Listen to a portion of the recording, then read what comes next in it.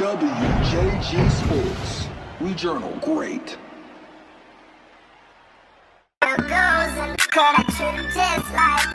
What's going on, everybody? Welcome to the Just Like Brother podcast, episode number 50. Episode 50. Big one right here. Now, of course, we got Coach. Am I saying it right, Donnell? Yeah, Coach Donnell. Yeah, we got Coach Donnell. He coaches WBC Elite, also assistant coach at New Hanover High School. How's it going, Coach? Everything's good, man. How y'all fellas doing? Hey, Hey, can't complain. Staying safe? Yeah. Yes, sir. Staying safe, staying sane, staying working. You know, that's what we do. Absolutely. But of course, my name is Laika Abibi here in Greenville, Kai Jones in Goldsboro. BJ, thank you again for joining us. I know you and I have been talking about doing this for a while, and we've talked on many occasions over the last few weeks. So we'll get right into it. What's kind of your background in terms of like how you got started? First of all, as a high school, college player, and then getting into coaching. Well, first of all, I appreciate you guys having me come on and do this. I started out playing at Laney in Wilmington. So I played at Michael Jordan High School. Go Bucks? Yeah, go Bucks. I started out, I was a late bloomer. I really didn't start hitting to like my 11th grade, 12th grade year. So like I played AAU 8th and 9th grade, and then I didn't play anymore really. So I got a most amount of high school. Like my senior year, I had a pretty good senior year. Put up some good numbers, got some attention, and just I decided to go with the schools that I liked the most, like the best fit. Like I say, I always tell kids about best fit. So I definitely love my experience at HBCU. So I went to Federal State, played there 4 years. I was a role player. You know, I had a couple, I had a good stretch of like 4 or 5 games. I scored double figures. But outside of that, I was a role player, come in, do my job, go sit back down. But I graduated with a degree in business administration, and that's it. I got into coaching really by I actually was coaching this youth team in the YMCA league, and I had both of Coach Angel's sons on the team, coach for New Hanover. So he kept asking me, and I was just like, nah, man, I went to Laney, nah, I'm a Buck, nah, I'm good.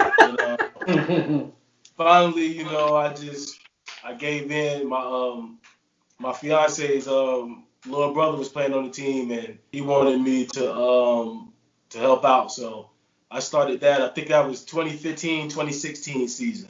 So that's really when I got my start. So after that season, after that high school season, I started the WBC Elite. Another gentleman started it, and then it was like we had a girls team. I think I started at 14U. So I had my boys 8th grade. I started with those 8th grade. We had a 9th grade older team. So then the guy that started it, he kind of fell back. His kids got into lacrosse heavy, and he fell back from basketball. So then I started running it. And it's like the past 2 summers, I've been the president and head coach of my team. So like the last 2 summers, I've coached the 16U and the 17U. So that's been crazy. Like I'm talking about like 4 games a day. So you're talking about 8 games a weekend. So it's a lot of work on the weekends, and I just do it because I have a love for the game. And at the same time, like when I was growing up, especially in the Wilmington area, I didn't feel like it was a lot of guys that I could relate to that were giving back and putting time in with the community. So that's what I like to do, really. Right. Now, of course, you most notably your team this year, you were able to send Jawan Carr to UNC Wilmington. I've seen, I believe when he first committed, I saw you post about, talking about believing in the process. What was the process like for him And what kind of advice were you really giving him during that time?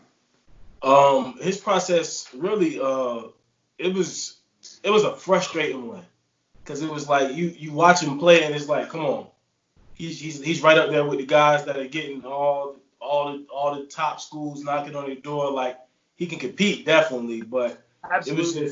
it was just frustrating because it's like, what can I tell him he's doing wrong? You know, like what can I really tell him that he's doing wrong outside of the things he can't control? Like, he can't control he's from Little Burger, North Carolina. He can't control, certain things. But my advice really was to help keep working, and we're gonna like the right person is gonna see you, and then that's gonna be the school that you take your your liking to. And it was real strange with him because UNCW came into the picture like the past two coaching staffs they didn't really recruit him. And he's right here. I mean, 20, 30 minutes from the campus, right here, like not even coming to games, not even coming to practice. Like he had like University of Houston flying in to come watch him at Pender, but UNCW at the time wouldn't.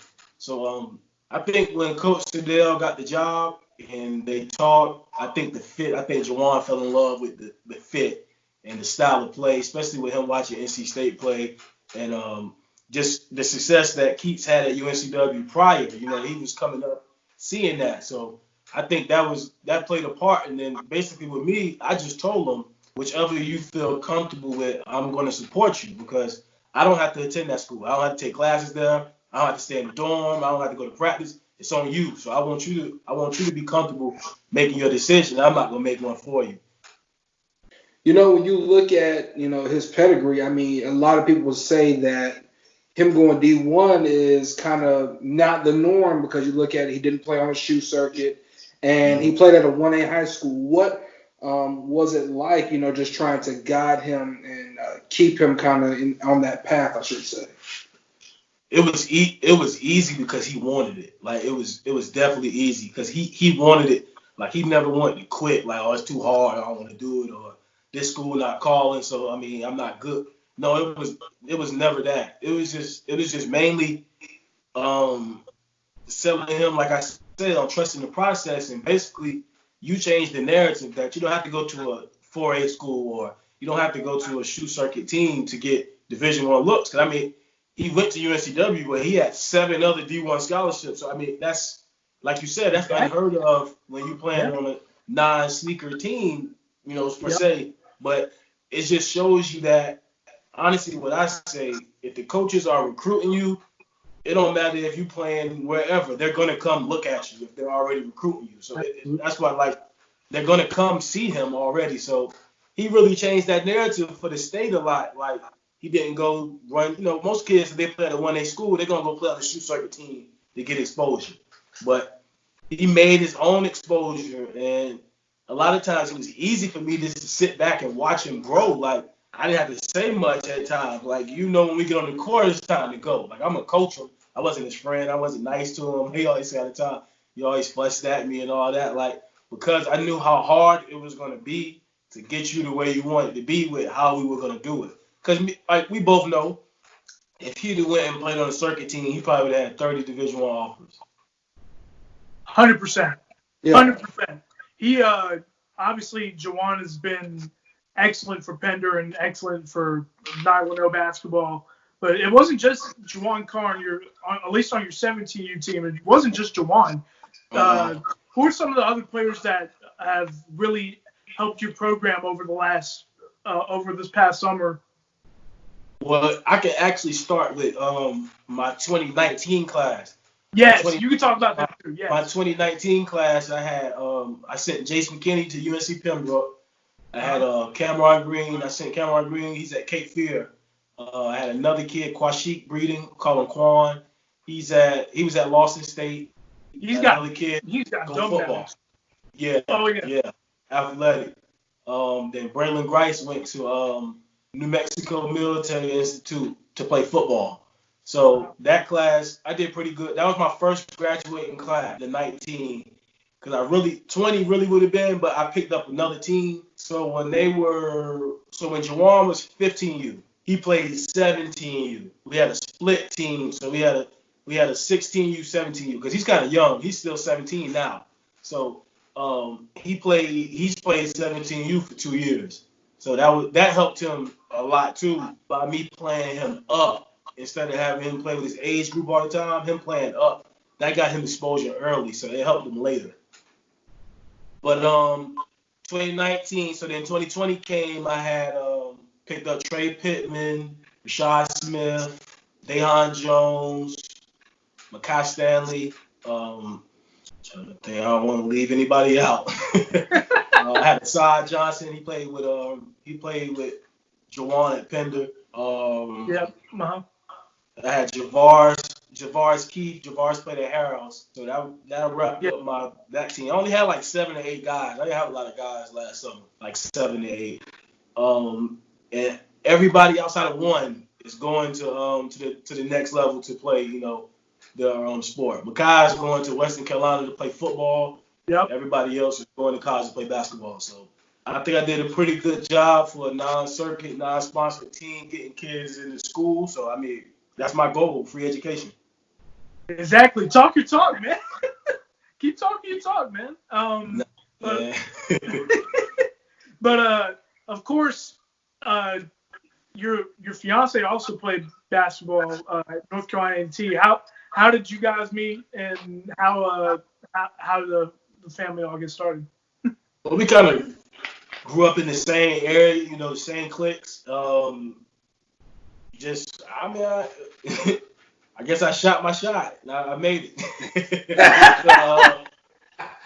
Yeah, that was the biggest bucket. I mean, we grew up in the same areas, like playing ball, and just knew each other from growing up. Yeah, sure. We just had to do it. So, I mean, is there any trash talk between the HBCU household? Nah, she got it. She got it. I'm not even gonna argue with it. She played 2 NCAA tournaments, 2 women's NITs. She got it. She got it. A&T's women's program is a consistent winner. So that's kind of hard to beat. Yeah, I think she was all MEAC freshman team. Yeah, she got it. She got it. I ain't arguing. I'm not arguing. What was it like, trying to get her used to, you hitting the AAU circuit every weekend? Did she kind of understand, or was it kind of trying to ease her into it? Well, she was into it because she also used to coach youth sports as well. So she was into it. Like, she was like, she's not just my passenger. Like, no, she gets in. She yells at kids. Like, she gets it in. She has an expectation that she expects out of you, and like, you'll catch her down there with the clipboard. Like, you know what I'm saying? She getting it in. Like, she know her stuff. So it wasn't hard at all. She definitely was into it. Now, one thing that she will do is, like, she get tired of being in the gym all day. You'll look around for her, call her, and she's like, I'm sitting in the car. I just had to get some air or something, So that's about the only thing, I really deal with. But she's supportive, man. Yeah, I mean, how cool is that to have her support, man? Because the women in our life always have to make a lot of sacrifices when it comes to understanding how time and how much work we're putting into it for people who aren't our own kids, really. That's very true. And I mean, that didn't play a factor into now. We got a 4-month-old girl, so now we're starting to see that.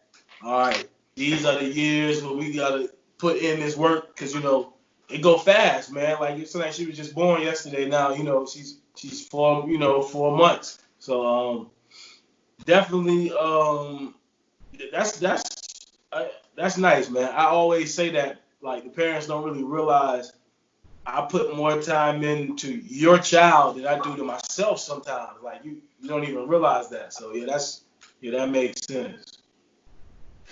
All right. And of course, how's it going to be? You haven't gotten a chance to get on the road this summer. Well, how's it going to be, trying to bring your daughter into the AAU tournaments next year? Hey, she better get ready, man. Because she's going to be a hooper, man. She got to get ready, man. She's going to be a hooper. I hope. I'm not going to push her to do anything, but I want her to play. So like even now she'll sit with me. I'm sitting there watching old games. She'll be on the TV locked in, like like she know what's going on. So hopefully that carries over, into like later on in life. I hope it carry over. But honestly and truthfully, I'm a little concerned. Especially with the virus. I don't know exactly how long it's gonna stretch. So I'm concerned. Like even if they were to do something like say, they talking about bringing the NBA back. So say if they were to say like, okay, late July we do some AAU stuff, I probably still would pass because it's just too much of a risk for me and my family, and I value my family more than playing in a little tournament. You know what I'm saying? It's not worth it. All right. So right now, we talk about a little bit about the coronavirus and everything. How much do you think this affects kids recruitment wise? Well, a lot of coaches are really going to have to trust their eye, honestly, because you gotta watch film and break film down and watch the kid, and you really have to fall in love. And I say it's like a time where it can help some kids too, because a lot of kids didn't get to play live period and would have got exposed. Like I'm gonna be honest, they would have got exposed. But that film from your high school where it's catered to you, all the systems ran through you, plays ran through you, you're the guy, you're gonna look better with that film going. So I think it may help a lot of kids, but on the same time, like say a kid like Jawan's situation, a 1A public school kid that hasn't been seen that much through high school, then his only time to be seen is AAU. He's hurt. He's hurt right now.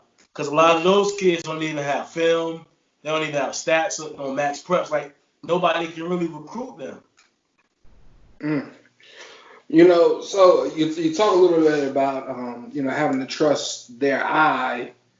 How much do you think recruiting for college coaches, just in your experience, is just looking at the next person's paper? I'm gonna be real with you, man. I think you hit it on the head, man. I mean, that's what they're gonna do even during this time. Like a school may watch a film and then put out there like they're gonna offer this kid, and coaches are still just gonna offer because the other school's offering.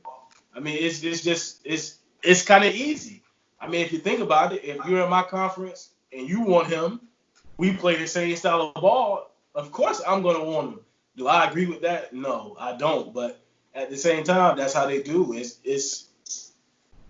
hurts the kids and makes the coaches look good at the same time. Like, oh, this program, but they're really not recruiting. Like, they're really not, because, like you said, I could just look at your notes at some of your unsigned senior kids. Say I'm a JUCO coach. I don't have to come to your event. I can look at the videos you posted. I can look at whatever on this kid, offer him, tell him there's no need for you to go to this event. Tell him now nobody needs to see you. We're gonna offer you, and it's done. You get what I'm saying? Like, it's the power of an offer. Like, it's just they say your offer. You see so many kids that just want to retweet the offer and don't commit. Like, that's crazy. Like, how many? You can only go to one school, so you want 30 offers and 30 schools interested in you. Like, that's crazy. You cannot logically sit down and give every school that like respect to make the right decision, in my opinion. Right. I mean, and when you look at it too, you only get so many official visits. True. I believe it's what, 5? You can go on 5 in total. I think it is. Yeah, I think it's 5. Yep. And even visits in general. I mean, like even visits in general, like even unofficials, because of time and money and stuff. Like I'm not sure like kids will get many visits. Period. Like just the average like college prospect. So like it's like a real tough situation, I think. Well, I think unofficials won't get hurt, because I mean you're paying your parents driving you up there and you going on that campus. Like, I don't think that's easy. Bring you up there, throw you in a jersey, take a picture of you. I mean, that's easy. That's the easy part. But when you get brought on that official visit, they lay that red carpet out for you. That's when you know, like, all right, I want it. Yeah, I want it. This is legit. Like HBCU, like they bring you on a visit, like homecoming. Like, yeah, that's what they want you. They trying to reel you in.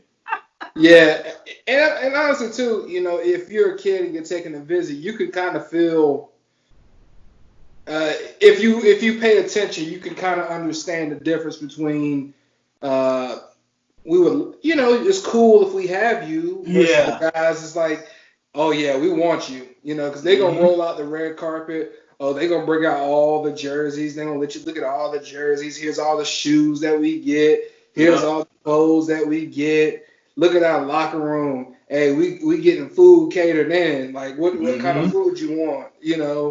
Versus, hey, here's our facilities. Here's a jersey. Take a picture and that's it. That's it. See you later. But you know what? That like we gotta start teaching the kids now really that a lot of them will go for that. Take the jersey, take the picture, this is a facility, this is it. Because it's a big time school. But the school that really loved them and really could package up a good athletic deal for them and a good situation for them, they look down on it. Like, Right. nah, it's something up. He won't be too much. It's something up. Like they gravitate to the hard situation. That's not always the good one. Like, it's not Yeah. always good. If somebody's really showing you genuinely love and they're a coach, I think you should go with that coach because I think that they genuinely like you. Now, when you get there, it's gonna be totally different. Like they don't like you no more. Everything is different. Yeah. Like they don't ask them no questions, nothing.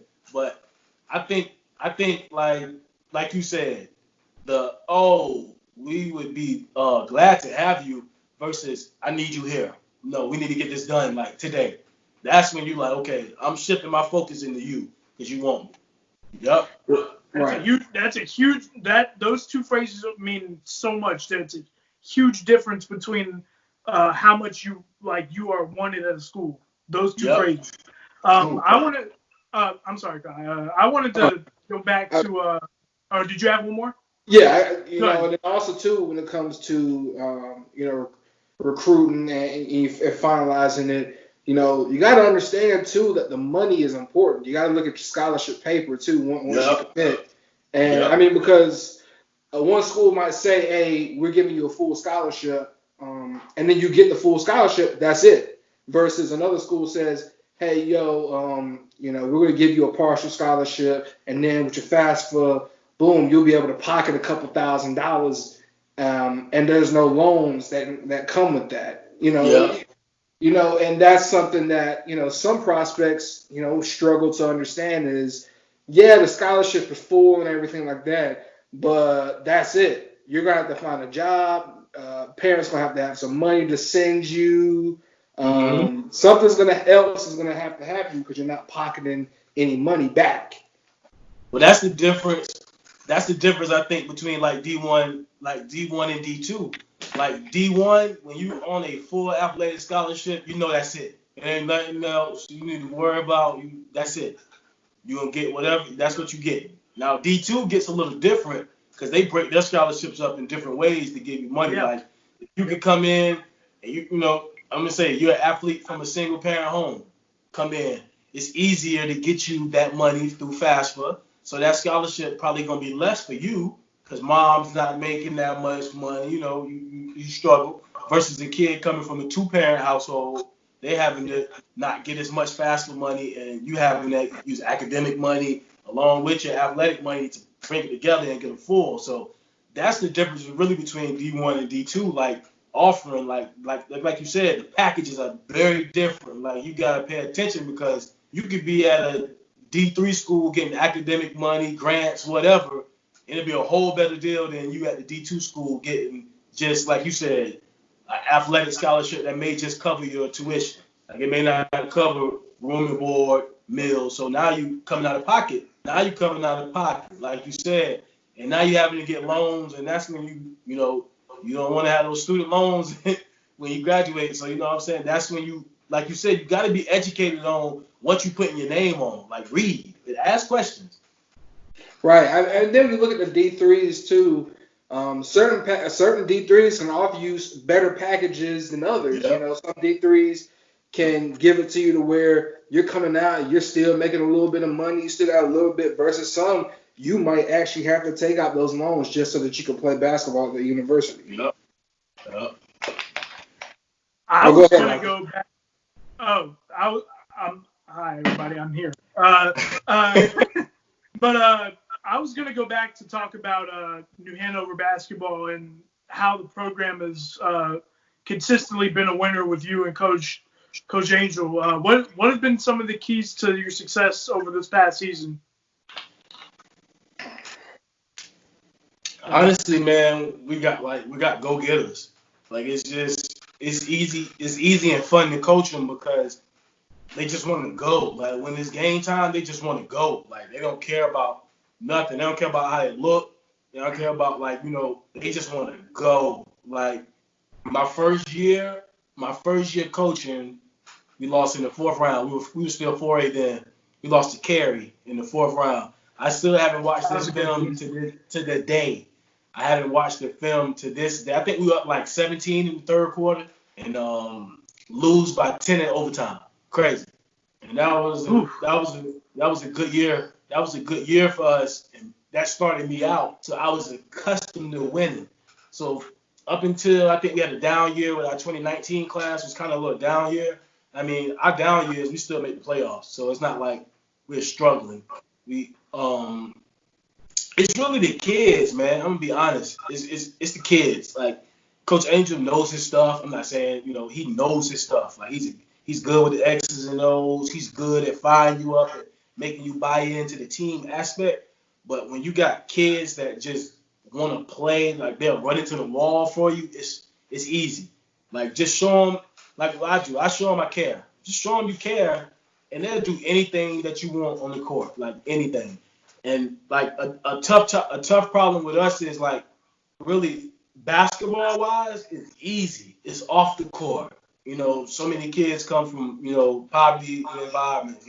Crime. Got to worry about if a kid is maybe lights on at the practice or different stuff like that. Like that's the stuff we deal with more so than on the court. So on the court is easy. If we could just coach basketball, oh man, I love it. It's the easiest job in the world. But man, when those kids leave and just worried about them, man, it's crazy. You never know what some of them are doing at home, what they're like, what they've been exposed to. Like it's different. It's real different. So I think that's one of the tasks with us, basketball wise. Yeah, we look good and it looks good in this area, but every year is a kid that's playing on our team that slipped through the cracks and in jail or got shot or just it's crazy. Like that's the thing I try to do. I try to reach those kids that without school they don't have a chance. When they go to school, that's their meals for the day, that's their structure.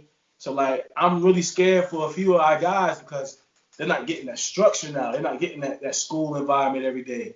The breakfast and lunch, at school. They're missing that right now. So that's tough for us, really, off the court wise. And I mean, it's like that everywhere, but that's one of the things we deal with, like off the court. Like basketball is easy.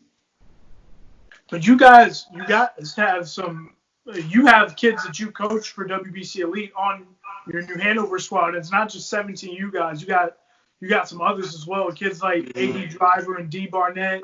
Those are some like you got some incredible standouts. So what were like this year in terms of how well you guys were able to do get to be the number 2 seed in the 3A East? What were some of the keys to like the way you guys were able to perform and continue the winning tradition that is at New Hanover? Well, those guys play with the Carolina Legends. They just played with me, couple of years here and there. They play with the Legends. But far as it was, our football team did real good. So we didn't have our football team till late December almost. And Mackay's like Mackay was exactly Mackay and Johnny Martin, exactly. So we're missing starters, for football. So we ended up losing 2 games in Lumberton early. We lost one to Durham Riverside. So, and then after that, like when the football team came and we hit conference, it was just like once we put everything together, it just clicked. It was like a good substance of young and older because we had 3 seniors, Makai, JoJo, Jaheim Marshall, and Scotty. We had those 3, and then we got freshmen and sophomores playing bulk of the minutes. So once we got those younger guys like accustomed to the speed of the game, it was off and running. Like we were like 11 deep. Like we'll play 11 guys. And to be honest, I was surprised we got the 2 seed in the 3A because just looking at the Max Press stuff, it was other teams had better records. So I was a little surprised that we got that 2 seed. I wasn't mad, but I was surprised we got it. But the 3A East was tough, man. That was a tough bracket. Like we played Person in the first round. Yeah, Took overtime. They took us to overtime. Like that was a tough game. And they were a 30 seed, I think. Then we came and played Eastern Wayne in the second, and like I said, they were like 18 seed, but they were like it didn't seem like it. Like it was like they were good. So we struggled with those guys. That their experience definitely hurt us. Like they're older guys. Like you could tell they weren't trying to lose. Like I'm not trying to lose. I don't have next year. It's no coming back. Like that was one thing. Like in the playoffs, we kind of got a little shaky because it was kind of like I got next year or I'm not ready yet. But no, we are. We're good. Like you guys are good. You got everything you need. From like the time that you guys seen us, was at New Bern at the beginning of the year. Yep. From the end, like, we grew. Like that team y'all saw, half of those guys played JV. So yeah, that's right. I remember. It was different, man. It was a real up and down year. It really was, but it was successful. Like Coach Angel won Coach of the Year in our conference because nobody expected us to win the league. We won the league. We lost one league game to West Brunswick. Then we beat them. Then we beat them in the conference tournament. Then we beat Harvard for the conference tournament championship. So we had a clean sweep. We won the league, won the conference tournament. So it was a clean sweep. So it was a successful year for the young guys. So next year, them coming back as sophomores and juniors. I think we're gonna make some noise in that 3A, man. I really do. We're gonna make some noise in that 3A. Yeah, I mean 3A is kind of wide open, other than Westover still coming back with the Arizona Ron. That's his nickname for DeMarco Dunn. Yes. What's his name? The Arizona what? Arizona Ron from Tucson. Throw the black Yukon. Yeah, oh my goodness.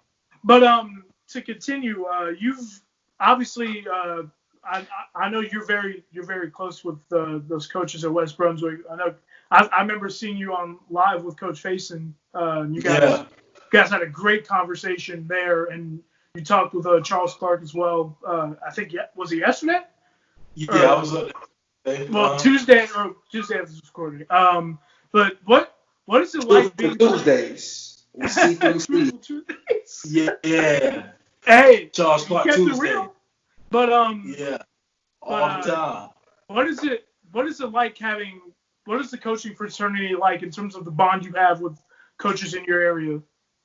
Coach Faison at West Brunswick, we grew up together, like around the corner from each other. So that's like we was at each other's house young. So that's like my guy. Like we like 20 years in. So that's like my guy.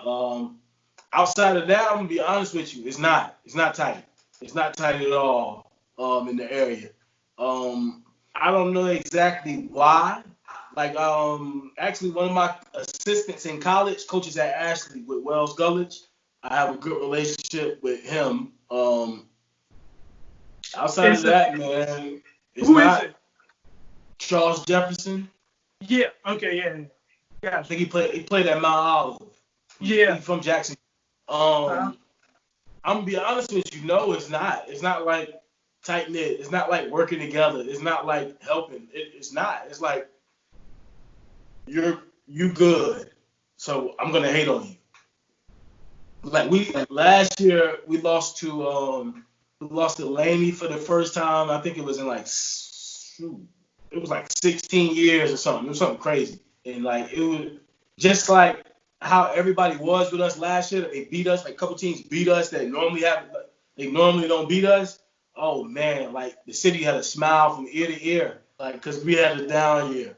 This year coming back, we repaid everybody, like the smiles and the happiness. It was right back to just being like you walk into the gym and it's like we walked into a gym last year, man. The coach came up to me I had never talked to in 3 years. How you doing, coach? Hey, everything good? It was gonna be a good game this year. You wanted to talk. This past season, same gym, nothing, crickets. So it's it's definitely not tight knit around here, man. Like I would like it to be because there's no reason for us to compete, but for like a lot of years, New Hanover was the only open enrollment school in the county. So like all the kids went there, like all of them. So I can understand why it's a little bit, but now everybody's open enrollment. So from the time like you're ninth grade, if you want to go to whatever school you want to go to, that's on you, as long as you can get there. So I think that's really what the issue was with New Hanover. The fact that they were open enrollment, nobody else was. So like all the best kids went there, and that's why they won the state championship '07, and then they won it in 12. Like that's 2 state championships like in the past what 13 years. 13, yeah, 13, yeah. So But that Dean Allen team was different, man. They were ridiculous. 30-1. Yeah, man, they were. Yeah, that was a crazy team to watch, man. Yeah. But I mean, but I think that is actually more of indicative of most areas. I think a lot of times there is True. Kind of a spread out, divide between the coaching community. And I think it's just certain areas where you find that you can find that close knit. All the coaches know each other. All the coaches are cool. All the coaches kind of hang out and talk shop and stuff. Because, I mean, at the end of the day, for a lot of coaches, it can be very personal, when you lose, because that could be the end of your job, In some areas, you don't lose your job for not winning. True. But, I can imagine an area like Wilmington that has a lot of history of winning, that if you're not winning, you're probably not staying. Yeah, probably. And that can cause a lot of contention when you look at it. That'll affect me feeding my family. I don't think it's that deep though. Not on the high school level. I don't think it's that deep because like you said, like a lot of them, a lot of guys are teaching as well. I think that's where the issue comes. A lot of times it's the fact that you may be jealous about another guy's situation. You get what I'm saying? Like, oh, he may not have to teach all day, and I gotta teach full time. I'm just getting this, that. Like, some people are jealous about other guys' situation, like how they school, let them maneuver, how they eat. Like, that's a lot of what the problem is. I think in this area, but I think really, I like what I do. I talk to the kids. I help a kid at Harvard. I help a kid at Ashley. I help a kid at Laney. Like, I have kids at Laney that play on my team. I have kids, whatever. Like, I help. I get the kids. Like, forget the adults. At the end of the day, forget the coaches. If you need me to help you go to wherever, if you want to get into a camp or you want to go to this and that, and I can help, I'm going to help the kid. It has nothing to do with the program. That's how I do. It's like I train kids that play for Ashley. I train kids that play for Harvard. Like, I'm going to see them during the year when we play, but I still help out the kid. Like, that's what I do. So, it doesn't really affect me because I don't care. To be honest, I don't care about another man. It's like, oh, he didn't speak to me when I want. I don't care.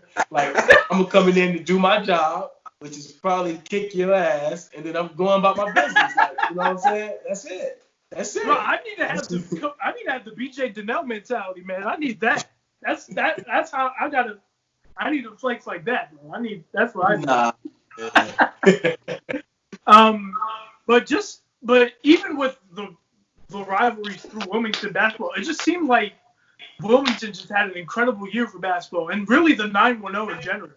Yeah, because Harvard had a good year. I think they went to like the 4th round. They played Lumberton. I mean, a lot of what? I know Laney made the playoffs. Harvard, Hanover, West Brunswick. Did Topsail? I think Topsail made it too. Yeah, so Topsail played South. They made the playoffs. Yes, they did. Yeah, 5 from our league make the playoffs. So that's tough. And we're a split conference. We're a 3A, 4A split. Yeah, that's right. So you got Ashley, Harvard, Laney being the 4As. New Hanover, South Brunswick, North Brunswick, West Brunswick, and Topsail being the 3As. So only what? Ashley, South, and North didn't make it. So that's pretty good for the league. There are great programs throughout the league. I think this is one of the tougher conferences in the state that doesn't get enough talk about how hard it is to win in that league every night. Yeah. And it They seems get love on Max Prep rankings though. We do. It's a good point. It is. A good point. The Max Prep rankings love the Wilmington team for some reason. Every sport. I don't know what it is, but hey. It's that pedigree, man. It's that pedigree down here. It's that pedigree, man. It's like a lot of times, like a lot of programs down here, it's not off. They don't have off years. It's like we always reload. Like I'm telling y'all right now, we got a 7th grade class in the city right now. Oh my God. Like we're gonna reload in a couple more years. Like we're reloading. So like it's like it happens. But this is what happens. Our classes reload and then they spread out all over the county. So then that's when you have an even playing field, versus how it was when I was coming up. Me and my boy could be like, let's go to Hanover. I don't want to go to my district school. Let's go to Hanover. So now you got all the top guys now at that one school. So that definitely made the area more competitive because before it was Hanover. Hanover was going to beat everybody by 30, 40. If you lost to Hanover by 15, it was almost an upset bid. Like that's how good they used to be. So it's true. It's true. That was the league. It's definitely more competitive now. So why'd you go to Laney then? That was my district. Okay, you didn't get along with everybody else to go to Hanover? Nah, I wasn't that. And like I said, I was a late bloomer, so I ain't really coming out of middle school. I didn't have that luxury to say I'm gonna go to Hanover. No, you're going to where you're going. You gotta get better. You gotta put that work in. I'm just crying at the fact that Kai that was incredible timing of that question. After he said all that, so why'd you go there? It was in my district. Well, of course, it was my district, and then like Michael Jordan went there. Fact. We got Jordans every year. We got Jordan sweatsuits. We got Jordan t-shirts. Like I'm going to get the gear. I'm going to hoop. Like we got the Jordan logo in the middle of the court. Like I wanted that. Like I didn't want to go. At that time, I was young. I wasn't thinking about winning a state championship. I was just hooping, having fun, and playing. Then, like once I really got into ball, I still didn't want to go because I felt like I wanted to beat them. You know what I'm saying? Like I want to compete against. I don't want to go over there and make them look good. That's not my area. That's not where I grew up at. That's not the guys I grew up with. Like I want to go where my area, my community, and do my thing. That was my thing. Because Coach Angel was coaching at New Hanover when I was playing. So, I mean, he knows me. Yeah, he's been there for well. So, and he has a great relationship with Coach Perry Tyndall at Kinston. And you guys, I love that that New Hanover and Kinston play every year. I love it. I think it's great for basketball in this area and in the state. That's been for like years. Yeah. Two of the more storied programs in this part of the state getting to play every year. Obviously, I would love it if it was a home and home, but I love that you guys. I think the alternate thing is way better. I think it's great. Because Coach Angel's from that 252 area, so yeah, like he definitely tries to come. Like I told you, we played Pamlico County this year. We played Kinston. I think my first year we played Farmville Central. I want to say we played South Central too. I want to say. So he definitely plays teams in that area. He doesn't run from that area because that's where the competition is. Yeah. Absolutely. Yeah, that gets you ready for the conference year. Yep. I think. Go ahead, guys. Sorry, you go ahead. I said, one more thing, kind of getting back into it. You talk about which your basketball days. What was it like for you back in the day trying to get recruited? Without playing AAU, because that's not really also not a norm. My dad filmed every game. So when it got over, we made a highlight tape. Got with my coaches, my high school coaches helped me from the JV head coach to the varsity head coach. They were helping. They were sending my film out, and tell you a funny story. Like this is hilarious. So a coach called. It happened to be fellow state coach. I missed the call. 17 years old. I missed the call. He left the these are the what this BlackBerry days. Had the BlackBerry Pearl. So he called me, left a voicemail, hey, this is such and such from Fellow State, I'm not gonna put his name out there, but if anybody watches it, they're gonna know exactly what I'm talking about. Been trying to call you, playing phone tag. You want a scholarship or not, motherfucker? I'm no lie. I'm like, yo, what's going on? Like, what's going on? So, end up getting up with him, talking to him, and this dude just kept it real, like straight shooter. It wasn't no boom. So I go on my visit. So we're talking to him. I'm up there with my mom and dad. So they talking to him, asking him questions. He's like, my dad was like, how are you gonna, help my child become a man? Like, and he looked at him like, like what? And he was like, become a man. He said he came in here with both parents, mom and dad. I get aunts, grandmas, like sisters coming in here. So I'm not gonna help him become no man. He said you did a good job at doing that. I'm gonna coach him at basketball. That was solid, man. Like I like genuinely real people. I knew not to come there and expect no father figure from him or whatever. Like basketball, you're gonna go to class, you're gonna get your degree. Long story short, I never played for him. He got fired. My freshman year. I redshirted. So a new coach comes in. That's even tougher. New coach come in. I gotta prove myself like all over again to the new coach. So it was tough. It definitely like my first 2 years of college were tough, man. Like tough. So I grinded out. I toughed it out. It made this right here easy now because I knew what I went through in college, and I could give the kids the right information so they may not go through that. I'm not guaranteeing you're not going to have a bad experience, but I'm going to help you not have that bad experience. So that really, it was tough not playing AAU because at the time I just didn't know. I wasn't thinking I was going to be a D1 guy.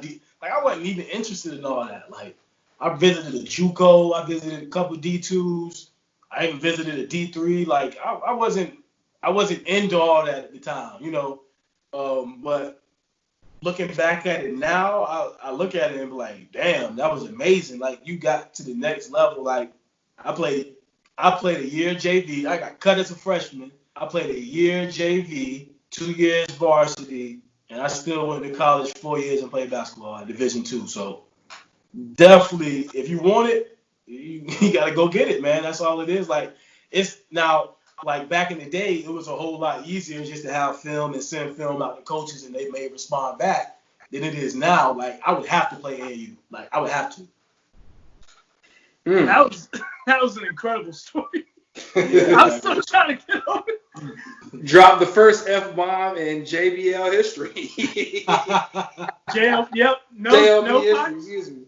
No podcast has had an F-bomb yet. Actually, we've had a. Hey, I mean, that's that was 50. Yeah. No, I think that story's good. I do agree. I think it is a whole lot different now. I mean, with technology and with social media, I think it's kind of also played a role in how recruitment is kind of helped or hurt a kid. I think it's I think both ways. I mean, it's kind of now like AAU ball has kind of been. It kind of helps those that haven't got a chance to be seen, but at the same time, if you're not like willing and ready to work, like it could hurt you as well. I think it really is about the work, honestly. And I think that story of you being on JV and then getting up to varsity and then working your way into being a college basketball player, I think it's a good example for kids that are that really want to do it. So I think it was a great story. Yeah, it was definitely tough though. It was definitely times I wanted to quit. Like this ain't it. Like this ain't it. I shouldn't have to go through this. Or it was tough. Now, like my advice would be, for the time that you're in ninth grade and you want to play college basketball, take it serious. Like if I could go back to ninth grade, I would do it all over. But like the time that you decide, like, look, I'm taking basketball serious. I want this to pay for my school, or I want this to be my job, or whatever. Keep going.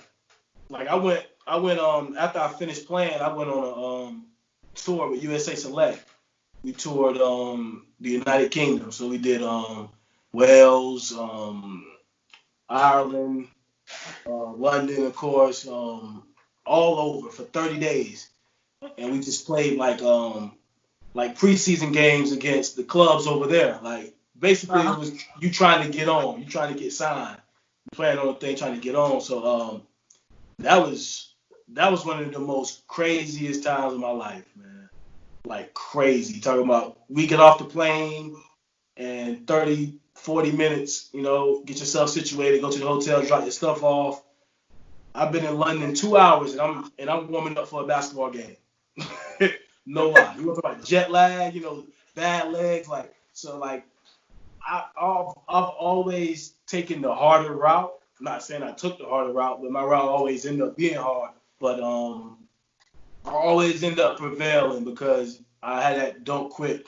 Like my pops was a Marine, so I had that discipline and that structure growing up. So I that never was a thing for me. Like even when I got to college, it didn't take me time to like get adjusted to structure and being on a time schedule and doing this because my pops already had me to like that point where I was structured and of course, he didn't shelter me. I did stuff. I had fun. I was a kid. But at the same time, like once I let him know that I was serious about something, he was serious about it. And then my mom as well, like she's like the hardest working woman I know. Like so that motivated me as well. Like never quit because when you quit, you're letting the next man win. Like honestly, that's what I say. Like it's always somebody trying to get your spot. When you quit, you let the next man win. Right. Now, of course, when you talk about playing overseas, He was a you know bucket getter. He's what, been what was getting buckets in semi-pro leagues. I uh, seen you averaging like 25. what was that experience like? As far as how did you play? Um, the game is different. Like, when over here in America, you see guys get a bucket. It's like ISO. You got that one dude on that island that nobody can stay in front of. Like, it's not like that over there. Like, they moved the ball. Like, I'm talking about the first 5 minutes into the first game I played, they probably dribbled 8 times.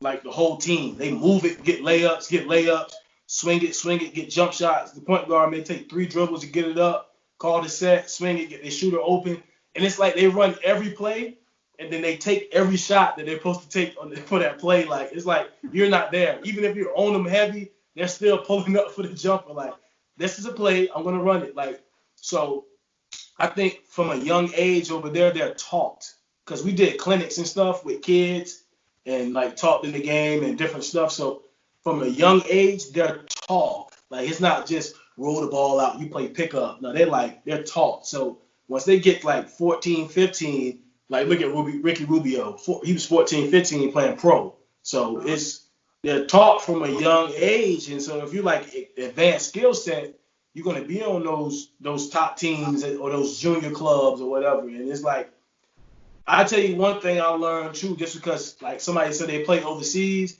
you automatically assume they got money. Nah, man, it's a struggle. Like if you're not playing in those top leagues and where you getting, 6 figures and this and that, man, you got some dudes over there playing $1,000 a month, and that's nothing. You can't even live off of that. Like you away from home. And another thing, like when I went on that tour and playing in London, it was more Americanized. So we had McDonald's, KFC, stuff like that. So it was, you got your little Chinese spots you run in. It was like be honest with you, it was like New York. That's what it seemed like to me. Like it was like New York, busy, whole bunch of people. You may see an Hispanic, you may see a white guy, you may see an African, you may see somebody from the island. It's a lot. Like so, that was a great experience for me learning the game because I learned different styles because I had from that point like just Manu Ginobili, he played Argentina and then Dirk. That's the only Power Saw. Those are only European styles that I saw, like, on TV. But being able to see how the European game is, like, face up, that was a great experience for me. Taught me a lot. I handed out a few buckets over there too. I was gonna say, what is he gonna say? I handed out a few. Absolutely. Right. So I think likely you got any more questions? I mean, I think BJ gave us a lot of really good stuff, and BJ's one of the best coaches I see on the circuit. He keeps it real with all of his players, and also high school ball too. He is a very high level coach, and he's gotten a lot of kids to the next level. So, BJ, we really appreciate you joining us. Of course, I'm not sure if you are on Instagram, but you also run WBC Elite's Twitter as well. So yeah, and then we got WBC Elite. We got WBC Elite IG as well too. Okay, yeah, check that out. Go check that out. Show some love. Absolutely. And of course, this is a milestone episode for us. Of course, 50 episodes down. Kai, I think it's been a heck of a run, hasn't it? Yep. It's been fun. It's always good to talk to guests and learn some new stuff, as well as talk sports whenever sports will come back at some point in time. Oh yeah. Hope so. Of course, you know where to find Kai and I on social media, of course. The WJG Sports is also on all social media platforms. The podcast can be seen on Anchor, Spotify, YouTube, and some others. I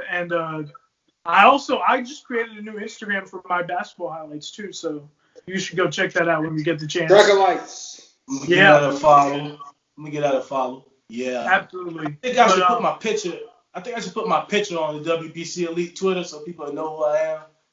Yeah. Put my picture on the background. Yeah, nah. Yeah, absolutely. I actually have a personal Twitter I don't use. Like, I really have a personal Twitter. I don't use it though. I need to start using it more.